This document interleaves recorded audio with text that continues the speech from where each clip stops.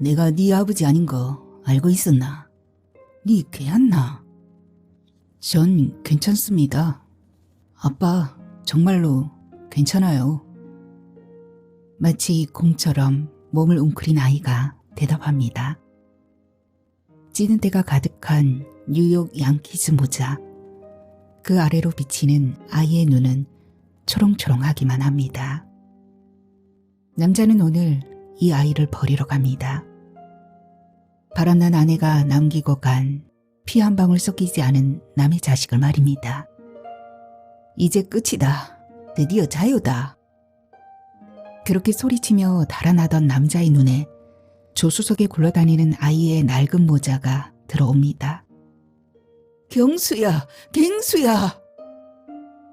밤에 산협을 찢는 남자의 절규. 아이는 왜 그토록 멈추지 않고 달렸던 걸까요?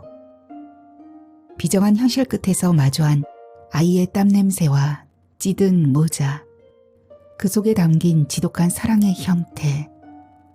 지금부터 하소담의 목소리로 그 먹먹한 질주를 함께 따라가 보겠습니다. 하소담 낭독 신종국 작가의 뛰는 아이, 지금 시작합니다. 구독과 좋아요 꾹 눌러주시고요. 끝까지 함께 해주세요.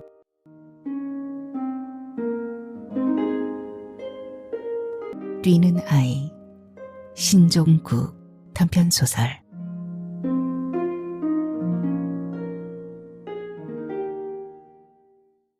산 허리를 벗어나자 동네가 보였다.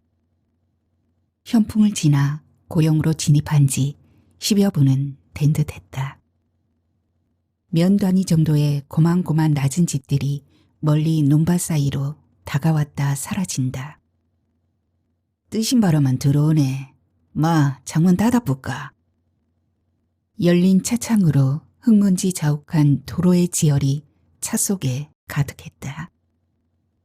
그렇게 오랜만에 입을 연 남자가 조수석의 아이를 보았다. 언제부턴가 아이는 낯선 집들이 다가오자 잔뜩 몸을 공처럼 웅크리고 앞만 응시하고 있다. 안 덥나? 전 괜찮습니다. 아이는 낡고 더러운 뉴욕 양키즈 모자를 쓰고 있다. 빨간 자수에 큼직한 NY 알파벳만은 때에 찌든 까만 천을 바탕으로 또렷했다. 아이가 경어를 쓰고 있다. 평소에 어투인 사투리가 아니다. 차가 고물이다. 내 차는 마 짐차다. 시방 네 자리 바닥에도 썩은 채소나 과일 냄새 안 나나? 어제는 참외 밭대기로 성주까지 갔다 아이가. 날마다 여기저기 멀리 댕긴다. 냄새 괜찮아요, 아빠. 남자는 아이가 아빠라 부르는 소리에 머리가 말짱해졌다. 그 단어에 냉방이니 뭐니 하는 말이 머릿속에서 확 달아났다. 양 귓가로 차가운 소름이 수직으로 내렸다. 니는 요즘 늘 괜찮다고만 하네. 뭐가 괜찮다는 건지 알고 말하는 기가. 대답이 없다. 앙담은 입술 위로 아이의 두 눈이 초롱초롱 빛나고 있다. 다 왔는갑다. 니 지금 우리가 어디 왔는지 알겠나? 여기가 어디겠노? 아이가 남자를 올려다본다. 아이의 얼굴이 굳어있다. 남자는 이리저리 시골 마을 중심가를 몇 번 회차했다. 그러다가 작정한 듯 마을 초입의 묵은 논두렁 쪽 공터에 자신의 고물차를 세웠다. 이거 네 용돈 해라. 조금씩 아끼 쓰면 제법 오래 쓸 기다. 남자가 돈 봉투 하나를 아이에게 들이밀었다. 아이가 놀란 얼굴로 남자를 올려다본다. 조그만 아이다. 안 받나? 받아라. 괜찮아요. 저는 돈 없어도 돼요. 아이의 어조가 바싹 말라있다. 그래도 바꾸라. 살다 보면 필요할 기다. 네 엄마가 니한테 돈 잘 안 준다 아이가. 아빠, 돈 안 주셔도 돼요. 정말입니다. 아이가 요지부동이다. 남자는 돈 봉투를 아이의 허벅지 위로 던진다. 고집 부리면 여서 내리라 갈기다. 그러고도 남자는 한참이나 차에서 내리지 않았다.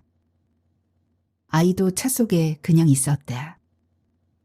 아마 남자가 내리라고 해야만 내릴 모양이다. 거의 10여 분이 지나서 남자는 운전석 문을 천천히 열고 나왔다. 머리 위 일광을 손으로 가리며 그가 뭐라 말하자 아이가 조수석 문을 밀고 느리게 내렸다. 모자를 반듯하게 쓴 초등 4, 5학년 정도의 아이다. 아이는 오후에 태양 아래 꽂힌 듯 그 자리에 서 있다가 남자가 마을 중심가 쪽으로 걸음을 옮기자 놓칠세라 뒤따랐다. 읍도 아니고 면도 아니라 그런지 마을 중심가 도로는 200m도 채 되지 않아 건물들이 끊겨버렸다. 도로는 억센 풀들이 가득한 나대지를 양쪽으로 날개처럼 달고 있다. 이미 퇴락한 마을이라 그런지 남자는 자신이 목표로 한 건물을 바로 찾아내어 정조준하듯 걸어갔다. 고향 초가탕은 낮장사를 마친 듯 밖에서 보니 내부에 아무도 보이지 않는다. 메뉴가 어지럽게 쓰인 현관 통유리를 통해 안을 들여다보던 남자가 문을 몇 번 세차게 흔들었다. 자동문 장치가 없는 그 식당은 얼핏 보아도 테이블 몇 개 정도의 영세한 규모다. 출입문에 부착된 바랜 종이를 발견했다. 거의 메모 수준의 작은 종이 쪽지였다. 브레이크 타임이가 뭐 이런 깡촌에도 이런 게 다 있단 말이가. 하고 찡그린 표정으로 옆에 서 있는 아이를 내려다 보았다. 아이가 그런 남자의 시선을 아래에서 받쳐주듯 조용히 올려다 본다. 마, 요 좀 앉아있자. 기다리면 누군가 올 기다. 남자는 식당 건물이 만들어준 그늘을 찾아 아이와 나란히 보도와 경계가 된 도둠턱에 앉았다. 아이도 남자 곁에 자리 잡는다. 한여름 열기는 그 주변에만 갇힌 듯 전혀 흐름 없이 충만했다. 남자는 지친 얼굴로 흐르는 이마의 땀을 팔등으로 계속 닦아내었다. 더워도 너무 더웠다. 그런데 아이는 땀 하나 흘리지 않는 눈치라 남자는 의아했다. 문득 생각이 난 듯 남자가 도로로 나가 식당 간판을 살핀다. 낡은 간판의 상호 아래 전화번호가 보였다. 폰으로 전화를 걸었으나 아무 응답이 없자 남자는 뒷주머니에 폰을 쑤셔 넣은 뒤 담배 한 개피를 찾아내어 불을 붙이다가 네 담배 냄새 싫으면 멀찍이 떨어져 있거라 했다. 전 괜찮아요, 아빠. 아이가 바로 응답한다. 표정이 진심이다. 미안타. 니는 내처럼 담배 피는 사람 되지 말거라. 하나도 안 좋다. 근데 니는 어째 땀 하나 안 흘리노? 정말 안 덥나? 괜찮아요. 땀 안 나요. 오줌은 안 마렵나? 화장실에 안 가네. 화장실 내가 찾아볼까? 안 마려워요, 아빠. 니는 모조리 괜찮다 카네. 신기하네. 그 말을 끝으로 두 사람은 대낮 태양광에 지쳐 뭉개지듯 나앉은 눈앞의 산을 망연히 바라보았다. 내가 지금 무슨 짓을 하고 있는가? 이 아이를 도대체 어디에 내다 버리려 하는가? 이게 끝인가? 이게. 어젯밤 아이의 작은 이불 보퉁이를 꾸리다가 남자는 두 눈이 갑자기 침침해졌다. 머릿속이 아득했고 무방비로 좌절한다. 그는 무서운 얼굴로 마음을 돌처럼 다잡았다. 아이의 보잘것없는 여름 이불 보퉁이를 들고 자신의 낡은 영세민 아파트 지하 주차장으로 내려가 채소 장사 차량의 짐칸에 던져 넣었다. 어젯밤 일이다. 아이가 잠들었을 때. 거의 해걸음이 되어서야 사람이 나타났다. 주변 그늘의 밀도가 깊어져 그 속으로 60은 지나 보이는 중늙은이 하나가 들어선 것을 남자는 미처 몰랐다. 낯선 음성이 남자의 고개를 들게 했다. 식사하려고 얘. 6시는 돼야 하는데. 남자는 낯선 소리에 엉거주춤 자리에서 일어났다. 두 사람은 서로 잘 모르는 얼굴이어서 무슨 말을 해야 할지 난감한 듯 애매하게 상대를 바라보았다. 여기가 처형 식당이 아닌가 싶네요. 처형요? 무슨 처형? 아이의 큰이모. 아이요? 무슨 아이 말하는겨? 그때서야 남자는 아이가 주변에 없음을 깨달았다. 어디 갔노? 내하고 여기 몇 시간째 앉아 있었는데. 아이라 하면 부산 사는 내 막내 처제 아들을 말하는가 배? 형님 대신에요. 낯이 좀 기억납니다. 결혼식 때 부산에 내려오셨지요? 자갈치서 회도 드시고. 5년 전 가족과 가까운 친인척만 오게 한 결혼식에서 눈앞에 큰 동서를 본 잔상이 지나간다. 그러고 보이 그러네. 근데 인자는 뭐라 불러야겠노? 내도 그쪽 이혼 소식은 들었다만. 한 달 전입니다. 막 그렇게 되심도. 그라모 다 정리된 기가? 남남 대심도 소송까지 갈 것도 없이 합의로 끝났심도. 아 엄마가 다 말했을 낀데요. 그 소식은 알고 있네. 우리도 전화로 들은 기라. 근데 잘못 찾아왔구만. 나도 집사람도 몇 년째 처제를 본 적이 없네. 시방 처제 찾으러 왔다면 허탕친 기라. 내가 와 그 여자를 찾겠습니까? 아이만 주고 가면 됩니다. 그럴라고 왔다고? 기가 찬다. 그나저나 아는 어디 있노? 여 있었다며. 그때 아이가 나타났다.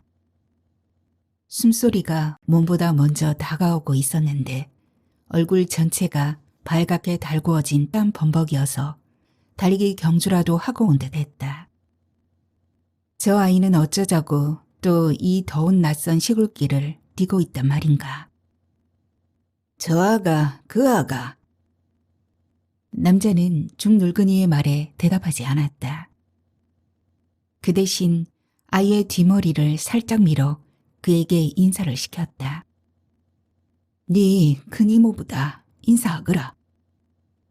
아이가 엉겁결에 인사를 꾸벅한다. 온몸이 흙먼지다. 심심했던가? 제법 멀리 뜀박질을 여러 차례 하고 다닌 모양이다. 아이가 그러고 다닌 것을 남자는 전혀 몰랐었다. 고향 추어탕 길바닥에서 자신은 그새 깊이 잠들었나 보다. 아이가 자꾸 달립니다. 쉬는 시간에도 점심시간에도요. 그리고 하교하면 교문으로 바로 달려가고요. 아마 도로에서도 달릴걸요. 집까지 쉬지도 않고요. 야야 들어가자. 이게 다 먹고 얼굴이라도 씻어야 하겠구만. 그런데 와 밖에서 일하고들 있었노. 안에 사람이 있는데 말다. 집사람이 있다 말다. 중늙은이가 열쇠를 넣어 출입문을 밀고 들어가면서 보소 나와 보거라.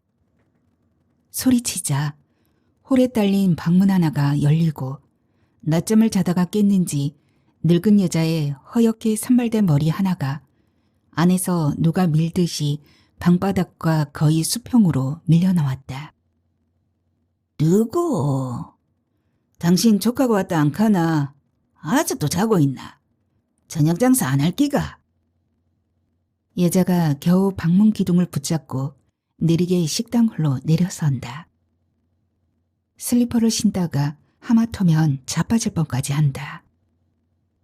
누가 왔다고 극하는데? 가까운 테이블 모서리에 겨우 한쪽 손을 짚고서야 몸을 세운다. 뒤엉킨 은발이 철수세미 뭉치다. 당신 막내 여동생 아이다. 당신 조카라고. 중늙은이 말소리에 여자의 눈빛이 돌변했다. 무시라? 그 가슴 아이라고? 벌써 이래 컸나? 그녀가 비틀비틀 몇 걸음 다가와 멀거니 소년을 내려다보았다. 네 맞나? 내 막내 여동생 아이가 맞나? 아이는 대답하지 않고 그녀를 가만히 올려다보다가 남자 뒤로 몸을 숨겨 그녀를 훔쳐본다. 서로 전혀 본 적이 없었다. 네 몇 살이고? 10살요. 그러면 몇 학년이고? 성인입니다. 어메, 갱상도 사투리를 안 쓰네. 표준말을 다 쓰네. 도시하라 그런가 배? 너 모양은 영판치 애미네. 그 가스나가 너는 이뻤다 아이가. 낯선 게 표준말 때문인가? 출발 때부터 아이는 또박또박 경어까지 쓰고 있다. 남자도 그 점이 새삼스러웠다. 밥 좀 말아 오거라. 내가 보이 밖에서 여러 시간을 일하고 기다린 모양이더라고. 그 말 끝에 여자가 처음으로 남자 쪽으로 시선을 획 돌려. 시방 무슨 소리고? 아직 지새낀데. 배도 걸리고 여태 끌고 댕긴나. 그쪽도 한심한 거는 알고 있는겨? 손가락으로 남자에게 삿대질까지 시작하자 중늙은이가 서둘러 늙은 아내를 떼어냈다. 그기 다 무슨 소용 있는 말이고. 마 시끄럽다. 어서 국밥 2개 말아오라고. 싫구마. 내는 저 아이만 줄 기다. 아무리 지 옆편네가 바람나서 싸돌아 다녀도 애비가 아배를 골리면 안 된다 아이가. 놀란 중늙은이가 여자를 서둘러 주방으로 쫓고는 홀 중앙에 멀거니 서 있는 2 사람을 가까운 테이블로 끌어다 마주 앉혔다. 그리고 목욕탕 탈의실에나 있음직한 대형 선풍기를 틀어준다. 의자에 앉은 남자는 2 손으로 땀 범벅의 얼굴을 훔쳐내다가 그냥 테이블 위에 팔꿈치를 대고 자신의 얼굴을 10손가락으로 뒤덮은 채 꼼짝도 하지 않았다. 아이가 보기에 얼굴이 없는 2 손으로 죄다 가려진 기괴한 면상이다. 한 번도 인식하지 않았던 어른 손등의 굵은 정맥들이 아이의 눈에 도드라졌다. 여자가 테이블 위로 국밥 2 그릇과 밑반찬을 던지듯 놓는다. 그리고 좀 떨어진 빈 테이블 의자 하나를 소리나게 끌고 와 몸을 무겁게 얹고는 남자를 재차 쏘아보기 시작한다. 차려진 찬들을 그 2 앞으로 다독여 놓으며 어른들이야 추어탕을 먹지만 아는 우짤지 모르겠다. 네 이거 먹을 수 있겠나? 하고 중늙은이가 아이에게 묻자 아이가 중얼대듯 말했다. 괜찮습니다. 고맙습니다. 그래? 선풍기 바람에 다 식었다. 어서 먹거라. 지피나 소금통도 있으니 필요하면 넣고. 아이는 중늙은이의 말보다 맞은편 남자가 숟가락을 들자 뒤따라 밥을 조용히 재빠르게 먹기 시작했다. 그 모습을 보고 산발한 여자가 소리 죽여 운다. 2 사람이 맛있게 그릇을 비우자 그녀는 울음을 바로 중단하고 야야, 니 좀에 문 밖에 가 있을래? 어른들이 이야기 좀 나누고 니 부를 끼다. 아이가 놀란 얼굴로 어른들을 둘러보다가 남자의 굳은 얼굴을 보고는 조심스레 밖으로 나갔다. 나간 아이는 가게 쪽으로는 몸을 등지고 도로를 향해 망연히 서 있다. 여자가 말소리를 낮추어 말문을 열었다. 어쩔라고? 와 이리 데리고 왔는데? 아이 외할머니 집으로 갈 깁니다. 2 분께 맡기려고 온 거 아닙니다. 친정어머니랑 이야기가 다 되어 있고 거기로 보내달라고 지 엄마 마지막 문자가 왔습니다. 여기 물어보면 친정집 가는 길을 바로 알 수 있다 했습니다. 미친 가스나네. 다 늙은 친정엄마가 지금 어떤 꼴인지도 모른단 말가. 89된 치매 노인이 자기 몸도 건사 못하고 겨우겨우 살고 있는데 누굴 맡긴다고? 내도 말이 큰딸이지 우리 오매랑 같이 늙어가는 거 안 비이나? 여자의 말에 남자는 전혀 개의치 않고 합의이혼 판정 뒤에는 아이 엄마를 만난 적 없습니다. 그전부터도 집에는 아예 들어오지 않았고요. 합의문에도 아이를 자기가 데려가는 걸로 되어 있습니다. 그래서 그쪽이 지금 보란듯이 당당한가 배? 언니나 엄마에게 다 연락했다고 했습니다. 그러고 저랑은 인자 연락도 안 됩니다. 겨우 어제서야 아를 어머니에게 보내면 된다. 다 이야기 돼 있다. 문자만 왔거든요. 내가 통화나 문자를 해도 일체 응답 없고요. 그건 지 사정 아이가. 지 친정이 무슨 꼴인데. 다 어쩌고 사는데 그 지랄들이고. 내사 그 가수나 전화 안 받았다고 잡아댈 생각은 없다. 우리도 어제 통화는 했다. 암만 그게도 이래 불쑥 아를 데리고 오면 어쩌노? 데리고 와도 그 가수나가 데리고 와야 안 되나?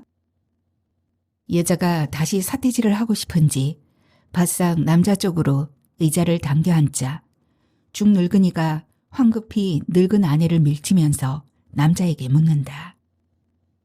그보다도 말다. 지금 저 아는 어디까지 알고 있노? 너거 둘이 이혼한 거는 알고 있는 기가? 내서 아무 말 안 했습니다. 지혜미가 다 말했겠죠. 애미나 아가 휴대폰 다 가지고 안 했습니까? 지혜미랑 어디까지 말을 했는지 그런 건 우리 사 모르지. 암튼 자기가 아를 데리고 산다고 판사한테도 소리쳤습니다. 친부가 살아있어 친권을 되살릴 계획도 있다고 법원에 큰 소리 쳤다고요. 암튼 지한테는 잠시 친정에 맡기는 거라 했습니다. 친부락하면 이혼한 첫 남편 말하는가 배? 소문에 그 인간은 바로 재혼해서 아 둘 낳고 대구 어디 칠성시장에선가 겨우겨우 입에 풀칠하고 산다던데 가당키나 한 마리가. 여태까지 양육비는커녕 아들 한번 안 찾아본다고 가스나가 지 입으로 늘 욕을 안 하던갑네. 갑자기 끼어든 여자의 음성은 쇳소리로 갈라졌다. 늙은 아내의 노기에 중늙은이는 한층 일그러진 얼굴로 말한다. 한 번도 저 아가 자네에게 물어도 안 보더나. 와 엄마 아빠가 이혼하는지 엄마가 와 집에 안 들어오는지 말다. 없심더. 단 한 번도 없심더. 대답하다 보니 남자는 이상한 기분이 들었다. 아이가 왜 한 번도 묻지 않는지. 엄마에게 무슨 말을 들었다면 들은 대로, 들은 바가 없으면 없는 대로 집안 분위기가 이상하게 돌아가는 것에 대해 자신에게 물어보는 게 정상이 아닌가 싶었다. 그는 다소 헷갈려하며 어머, 지혜미가 설명을 해줬으니 그런 거 아닌가요? 하자 중늙은이가 처제가 쥐가 됐고 살기라고 아에게 설명했다면 그러면 지금 저 아는 와 자네를 따라 다니고 있노? 얘까지 와 군소리 없이 자네를 따라옮기고 말다. 남자는 당황했다. 왜 아이는 질문 한마디 없이 따라온 걸까? 지 엄마는 내한테는 분명히 말했습니다. 아한테 자기가 다 말했다고요. 아마 아는 뭔가 알고 아니겠습니까? 남자는 분노로 목소리가 높아졌다. 글씨 그렇다모 와 아가 지금 지 엄마 따라 안 가고 그쪽 따라 댕기고 있냐 그 말 아닌가 배. 그 사람한테 전화해보시면 됩니다. 아한테 말을 다 했는지 안 했는지 말입니다. 내 전화는 받지도 않으니 한번 해보시든지요. 뭐 내가 말랐고. 내는 장사에 전세금까지 필요해서 집주인에게 새로 들어올 사람 구해라고 며칠 전 말해놨심도. 나도 저하도 앞으로는 갈 데가 없심도. 인자 남이네. 완전 남이구만. 남편의 이상한 추임새에 도끼가 더 올랐는지 여자가 말투에 나를 세웠다. 너그 어른 둘 다 저것만 살랐고 알을 내다버리는 걸 아닌가 배? 내 한마디 해보자. 그쪽도 내 동생에게 너무 돈 한 푼 안 주고 내쫓는 거 아이가? 뭐 친정이 입이 없어 가만히 있는 건 아니라고. 그 전세 보증금 받으면 절반 정도는 내 동생에게 위자료로 줘도 뭐가 문제되노? 그런 건 다 판결로 끝났심도. 그 전세금은 결혼 때 저가 가져온 제 돈입니다. 아엄마가 이런 하나 보탠 거 없심도. 재산분할 대상이 아예 아니라고 판사도 그랬심도. 살면서도 그 사람이 보탠 건 하나도 없네요. 남자는 대답이 평온해졌다. 조금도 뺏길 생각이 없었으므로. 그러자 이번엔 이런 말이 나온 김에 자신의 궁금증이라도 풀어야겠다는 표정으로 중늙은이가 아주 낮은 소리로 물었다. 이혼 사유는 우리가 알고 있는 그게 맞나? 뭐로 알고 있습니까? 뭐 남편 몰래 여기저기 보증을 써서 돈 날리고 빚을 많이 남기서 그리 됐다고. 그런 거는 참십니다. 바람 폈어요. 몰랐습니까? 지가 직접 목격했고요.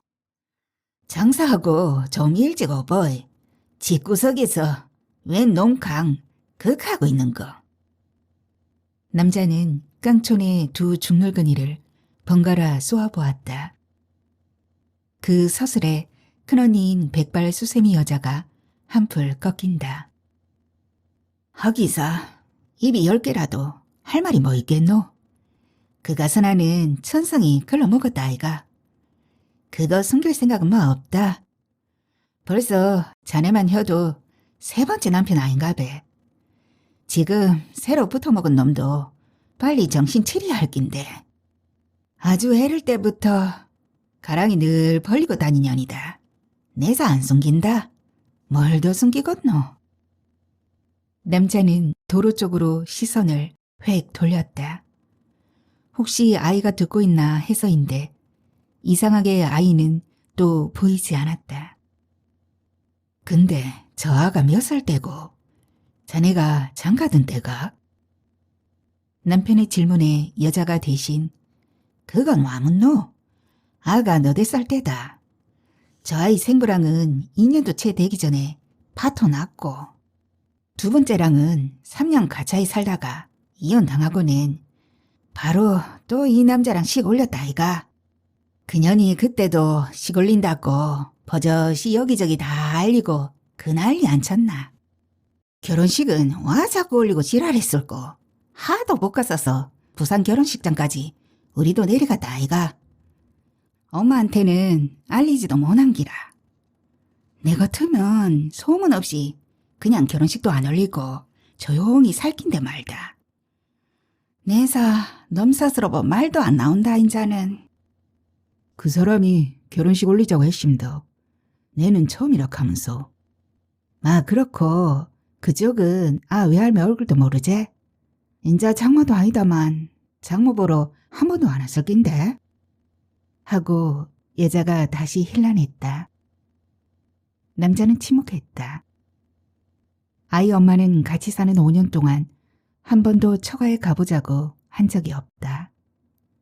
맹숭한 얼굴로 서로의 눈치를 보고 있자 중늙은이가 불쑥 끼어들었다. 내 말은 4살 때라면 저 아가 기억을 어찌하고 있을까 말다. 처제는 아무 말 안 하고 키웠는지고 자네도 자네 자식으로 키운 거 아닌가 배? 자네 혹시 처음부터 개보라 말하고 지난 5년 동안 키웠더나? 그런 적 없수임도. 그 개도 아마 지 엄마가 인자는 다 말해줬을 깁니다. 내가 지 아버지가 아니라는 사실을. 내사 모르겠네. 저 아이가 지 아버지를 도대체 누구로 기억하는지 모르겠다고. 아주 어린 기억 아닌가 배. 4살 때라면. 자네가 거두고 살면 안 되겠나. 남자는 멀뚱한 표정으로 다 늙은 부부를 바라보다가 다시 두 손으로 얼굴을 감싸고 말이 없다. 펼친 10손가락으로 그의 얼굴은 죄다 가려졌다. 그만큼 시커멓게 찌든 남자의 얼굴은 주먹만 했다. 어렵겠지. 지 친부도 생모도 다 멀뚱히 살아있는 판에. 나도 답답해서 해본 소리다. 세 사람은 각자 생각에 잠겨 오랫동안 침묵했다. 그러다가 정신을 차린 남자가 휴대폰을 켰다. 그리고 손가락으로 몇 번 조작한 뒤 중늙은이에게 내밀며 선잠에서 깬 듯한 음성으로 말한다. 여서 마이 뭔가요? 요 폰화면 한 보시고. 이거 맵이라는 기가. 아닙니다. 맵입니다. 지도도 길거리 사진도 다 나옵니다. 중늙은이가 가까이 고개를 숙여 폰을 들여다본다. 폰 광량이 눈부신지 가늘게 시선을 모으다가 잘 안 보이네. 좀에 키워보게. 이 길이 이 앞길입니다. 식당이 바로 요거요. 여서 진행 방향 쪽으로 쭉 길이 안 보입니까? 대박골 아닌가 배. 대박골이라고 쳐보지. 대박골? 안 나오는데요. 죽전이다. 그러고 보이 행정주소로는 죽전이네. 그 불악에 가서 고향 추어탕 친정 찾으면 바로 가르쳐준다. 남자가 죽전이라고 입력하자 화면이 순간 몸을 부풀리며 전답들이 쫙 당겨졌다. 여서 쭉 올라가다 보면 두 번째로 나오는 마을인기라. 오메 동네 사진도 바로 나오네. 여 도로에서 골목 바로 안집아인가배. 바로 보이네. 마당에 큰 감나무 하나 서 있는 집이다. 그 집만 그렇다. 차로 가면 10분도 안 걸린다. 내 칸 같이 갈까? 중늙은이가 그렇게 말하자 여자가 펄쩍 뛴다. 뭐라카노? 당신 손으로 저 알을 다 늙은 장모에게 넘겨준다고? 그 미친 가스나 일인데 와 우리가 나서야 하는데? 정신이 있는 기가 없는 기가. 내서 길만 가르쳐주는 거 아이가? 엥가이 극해라. 저녁 등산은 안 할 끼가? 인자 우뜸 농막에서 일하는 외노자인 부들이 들이닥칠 낀데 내 혼자 북치고 장구치고 다 해라 말가? 당신은 내 동생 일에 손 떼라 말다. 무슨 말인지 알겠나? 남자는 그녀의 날선 발악에 벌떡 자리에서 일어섰다. 절 묵을심도 가볼랍니다.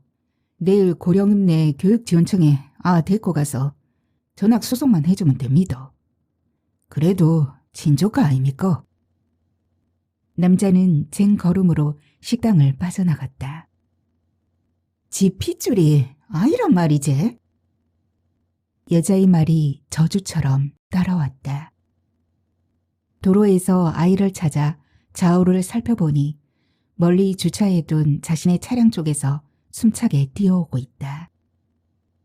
니 어디가 떠노? 일이 더분데 와 또 뛰고 날리고. 아이가 머뭇대다가 괜찮아요 하고 남자를 말갛게 올려다 본다. 땀인지 때물인지 아이의 맨 얼굴은 까만 모자 아래 물에 빠진 생쥐 마냥 번들대었다. 안 덥나? 어디가 떠노? 아빠 차예요. 차는 와. 그냥요. 그냥? 아빠 차 옆에 있으면 안심돼요. 뭐라고? 와 안심되는데. 누가 그 똥차 훔쳐갈까 봐서 극하나. 아이는 대답하지 않았다. 남자는 아이의 등을 툭툭 밀어가며 자신의 차를 향해 걸어갔다. 그를 조수석에 태운 뒤 남자는 시동을 걸었다. 죽전이라 입력한 뒤 차를 도로로 올리자 차는 이미 어둠으로 흐려진 도로의 한쪽 끝을 향해 직진했다. 도로를 달릴수록 스치는 주변 숲들이 해를 넘긴 먼 산협에 뭉개진 어둠과 중첩되면서 뭐가 뭔지 구분이 안 되기 시작했다. 어느새 밤 기운이 완연하여 여린 차창에 드문드문 별까지 나타났지만 대기는 아직 열풍 그대로 차 내부로 밀려들었다. 핸들을 쥐고 낯선 시골길을 달리자 며칠 전 아이의 초등학교를 방문하여 담임과 나누었던 대화가 녹취 활자가 되어 또렷이 기억되었다. 아버님이신가요? 집사람이 가버락해서 왔심도. 벌써 수차 연락을 드렸는데 이제 오셨네요. 어머니는 너무 바빠 아버님이 대신 오실 거라고 며칠 전 겨우 답을 들었답니다. 집사람이 그렇게 말했습니까? 아닌가요? 하는 눈빛으로 아이의 여자 담임이 남자를 빤히 쳐다본다. 교실 한쪽 구석 작은 테이블로 안내하는 그녀는 몹시 바쁜 걸음을 했다. 제대로 대화를 나누어야 하는데 도대체 시간이 없네 하는 몸짓이다. 그래도 뭔가 할 말은 해야겠다는 억센 기운을 보여준다고 할까? 남자를 쳐다보는 눈길은 이 순간을 벼른 듯 보였다. 자리에 마주하자 담임은 이런 자리 마련이 사뭇 힘든 듯 잠시 멍해 보였다. 남자는 두 손을 모아 테이블 위로 공손히 올린 채 그녀가 말하기를 기다렸다. 아이가 변한 것 같지 않나요? 집에서요. 아이가 왜? 또 다른 자녀가 있나요? 아닙니다. 집에서는 잘 모르겠던데 뭐가 달라졌는지. 뛰어요. 틈만 나면요. 벌써 한 달째네요. 뛴다고요? 교실에서 그럽니까? 어디서든요. 교실은 좁아 그런지 복도와 운동장요. 그리고 교문 밖에서도요. 뛰는 건 건강에 좋은 거 아닌가 예? 복도에서 뛰는 건 좀 아니지만. 담임은 남자의 어설픈 대꾸에 입을 닫고 어느 암자 법당에 든 불교도처럼 두 손바닥을 마주 사삭사삭 어긋지게 돌리면서 비비기 시작했다. 남자는 그 메마른 소리가 신경 쓰였지만 내색하지 않았다. 어쩌다 뛴다면야 담임 눈에도 다른 사람 눈에도 안 띄겠죠. 말 그대로 계속 뜁니다. 쉬는 시간마다 온 복도를 달립니다. 숨이 차도록 뛰어요. 점심시간에도 그렇고 학교 때 교무실에서 보면 교문 밖 길에서도 그냥 뛰어가요. 날도 더워지는데 벌써 한 달째거든요. 혹시 우리 아이가 학교 육상부라도 들어간 거 아닙니까? 육상부는 무슨 그런 거 없어요, 이 학교는. 저야 당연히 아이랑 상담을 했습니다. 근데 전혀 말이 없어요. 왜 그러냐고 계속 물어도요. 물론 그냥 뛸 수는 있어요. 하지만 아무리 이유를 물어도 묵묵부답입니다. 평소에도 말이 많은 아이는 아니지만요. 막무가내 쉬는 시간마다 뛰쳐나가서 뛰고 또 뛰고 점심 급식 마치면 달리러 또 나가요. 심지어 비가 와도 그래요. 그러니 누구든 알게 된 거죠. 남자로서는 모두 처음 듣는 말이다. 집에선 전혀 모르셨어요? 저는 집에서 부모님이 틈만 나면 달리라고 시켜 그런가 하는 생각조차 들었거든요. 그래서 정말 궁금해서 오시라 한 건데 집에 무슨 일이라도 있나요? 아이가 시간만 나면 불에 댄 것처럼 뛰잖아요.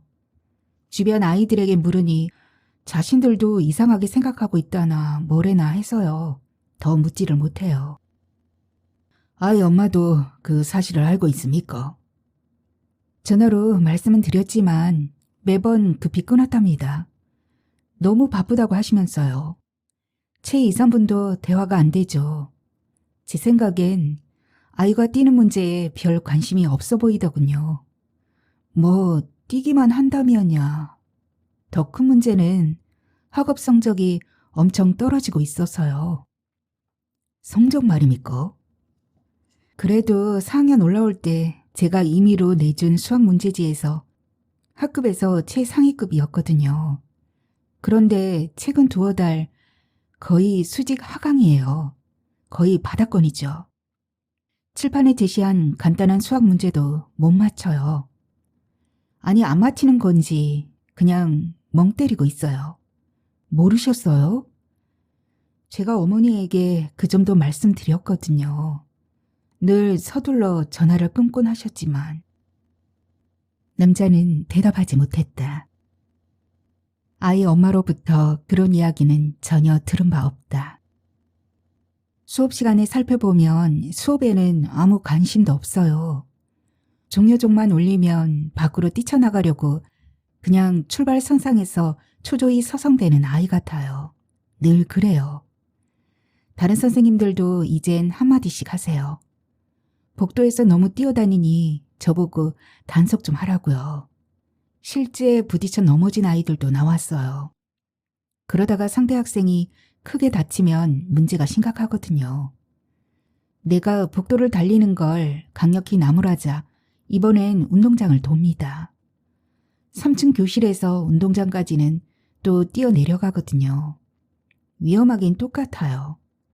그 10분 쉬는 짧은 시간에 운동장을 몇 바퀴나 돌고 오는지 얼굴이 허옇게 되어 들어와요. 매번 땀 투성이로 헐떡대며 입시라니 무슨 수업 준비나마 하겠어요? 이젠 대화조차 안 되니 담임이지만 기분이 많이 상하거든요. 그날의 면담 내용을 남자는 아이에게 전혀 말하지 않았다. 아이는 그 학교를 곧 떠나야 한다. 이미 사위가 어두웠으나 키 높은 감나무 한 그루의 마당집은 찾기 어렵지 않았다. 대로에서 골목 하나 안쪽, 바로 폰에서 검색했던 맵 사진 그대로였다. 대문은 밀 것도 없이 반쯤 열려 있다. 남자는 차 뒷좌석에 실었던 아이의 조그만 이불 보퉁이와 책가방을 끌어내었다. 아이는 자기의 가방보다 이불 보퉁이를 보자 얼굴이 창백해졌다. 남자는 한 손으로 보퉁이를 받투지고 나머지 손으로는 겁이 질린 얼굴에 아이의 뒷목을 손으로 감싸 밀면서 마당으로 들어섰는데 남자의 손에 닿은 아이의 피부가 너무 차가워 그는 놀랐다.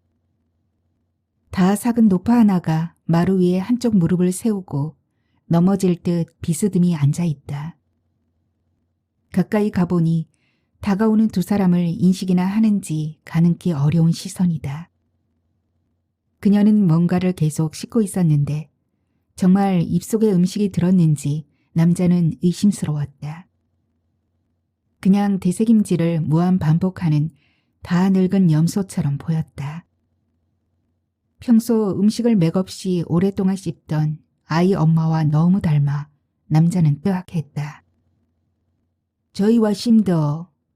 그간 인사도 못 드리는데 마오게 되었신더. 야야 인사드리라 외할머니다. 짐들을 노파 옆으로 던지듯 올리면서 남자가 말했는데 아이는 입을 꽉 다문 채 미동도 하지 않았다. 마루와는 거리를 둔 채 꽂힌 듯 서 있다. 환한 마당이 기이해서 남자가 고개를 들어 하늘을 올려다보자 중천에 만월이 떠 있다. 은가루의 월광이 지상에 내리고 있다. 문득 감나무 꼭대기 쪽에서 시원한 바람이 쏴 하고 내려와 벌써 입추인가 할 만큼 오스스 한기조차 들어 남자는 바람에 일렁이는 장가지 소리 가득한 키 높은 감나무를 다시 올려다 보았다. 죄송합니다. 그래도 왜 손 아닙니까? 아 엄마가 조만간 온다 했으니 그때까지만 부탁드립니다. 노파는 침묵으로 남자를 바라다 본다. 얼핏 봐도 이미 백태가 심한 노파인지라 남자는 그녀가 자신을 보고 있는지 아닌지도 계속 헷갈렸다. 한참 뜸을 들여도 노파는 입만 우물댔다. 그만 가볼랍니다. 건강하시소. 남자는 지폐가 들어있어 보이는 도톰한 봉투 하나를 그녀가 올라앉은 마루에 놓고는 몸을 획 돌려 마당을 서둘러 걸어나갔다. 순간 아이가 아빠! 하고 비명을 올렸다. 남자는 아이를 그냥 지나쳤다. 그는 마당을 성큼성큼 벗어나 도로 한쪽에 주차된 차에 서둘러 올라 시동을 걸었다. 차의 엔진음이 밤을 찢자 침침한 골목 안쪽에서 아빠! 하는 다급한 울부짖음이 뒤따라왔다. 그 비명에서 달아나듯 차는 바닥을 치며 차도로 퉁겨 올랐다. 차가 속도를 올리자 남자의 차 속 거울로 달려오던 아이는 대번에 몸이 작아졌다. 그러다가 후미든 불빛도 아이를 붙들지 못하자 곧 밤의 어둠 속으로 사라졌다. 아이는 따라오지 못했다. 떠나면 되는 거다. 끝인 게다. 차의 가속과 비례하여 휴황한 달빛이 밤의 사냐를 시리도록 드러내었다. 남자는 차창 뒤로 밀리는 훤한 밤의 풍광이 비현실적으로 보였다. 반대 차선의 차량조차 전혀 보이지 않는 깡촌의 밤 도로가 너무 생경했기에 그는 상향등을 켰고 무서운 속도로 차의 하부로 빨려드는 검은 아스팔트에 온 신경을 세웠다. 아빠 하고 외치던 소리가 더는 들리지 않았다. 소리 대신 문득 아이의 얼굴이 떠오르는 바람에 남자는 자신도 모르게 두 눈을 질끈 감았다. 그리고 내리 사이로 불꽃처럼 명멸하는 토막난 암송에 매달렸다. 아무것도 보지 않고 아무것도 듣지 않을 것. 떠나는 것, 끝인 것. 이제 끝이다. 순간 쾅 하고 무언가가 차에 부딪혔다. 언뜻 차의 우현으로 아주 작은 황갈색 물체 하나가 퉁겨났다. 허공에 떠오른 사슴과 유사한 들짐승의 무고한 눈빛이 정지 화면처럼 그의 시야를 스쳤다.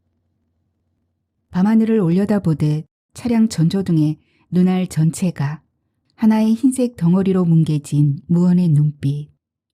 목이 꺾이면서 돌처럼 굳은 그쪽 근육 줄기와 여윈 나뭇가지 같은 뒷다리 두 개가 하늘로 퉁겨 올랐다 곧 사라졌다. 새끼 고라니구나. 차는 마구 요동치면서 검은 수면처럼 보이는 길 아래 개활지 경계석에 이르러 겨우 급정거했다. 하마터면 길 아래로 처박힐 뻔했다. 헤드라이트 원기둥이 자초만 무성한 황무지를 사각으로 내리비추고 있다. 그 조명 속으로 수많은 날벌레들이 자욱한 먼지가 되어 금세 가득했다. 남자는 겨우 정신을 차려 차에서 내렸다. 부딪힌 짐승이 아직 살아있을지 모른다는 생각에 차 주변 여기저기를 살펴보았다. 폰 조명을 비추자 핏자국이 차 우측 헤드라이트 범퍼 쪽에 가는 붓으로 뿌린 듯 몇 점 선명했다. 손가락 끝으로 만져보니 혈흔의 온기가 남아있었고 추돌 때문인지 그 부분 판금이 동전 크기로 들어가 있다. 그런데 아무리 둘러봐도 그 새끼 고라니는 보이지 않는다. 차체 밑으로까지 이리저리 몸을 굽혀 보았지만 아무것도 없다. 분명 골절이라도 되었을 텐데 부딪힌 짐승은 사라지고 없다. 운전석에 대올라 남자는 기어를 후진해서 기울어진 차체를 세웠다. 그때 조수석에 낯익은 모자 하나가 눈에 들었다. 붉은 자수로 NY 알파벳이 새겨진 새까만 모자다. 게다가 그가 아이의 허벅지에 던져준 돈봉투도 그대로다. 남자는 자신도 모르게 그 모자를 와락 움켜쥐었다. 그러자 대번에 그의 등이 반으로 꺾이면서 경수야 하는 낮은 신음이 목구멍이 아니라 심장 쪽에서 좁은 핏줄을 비집고 올라왔다. 남자는 때에 절어 반들대는 아이의 찌든 모자에 자신의 얼굴을 부볐다. 모자의 면직 올 사이사이 녹아내린 아이의 땀 냄새가 몇 년간이지만 자신이 어르고 안고 손잡아 키웠던 아이의 살냄새가 그의 정신을 갈갈이 찢었고 육신의 모든 근육을 사정없이 비틀었다. 운전석 문을 미친 듯 열어젖혀 도로 한가운데로 뛰쳐나온 남자는 자신이 떠나온 역 방향의 끝을 향해 벌건 목줄기가 부풀도록 소리쳐 불렀다. 갱수야! 갱수야! 그 허기진 외침은 눈앞 중첩된 밤의 산 어딘가에 부딪혔다. 낯설게 그에게 돌아왔다.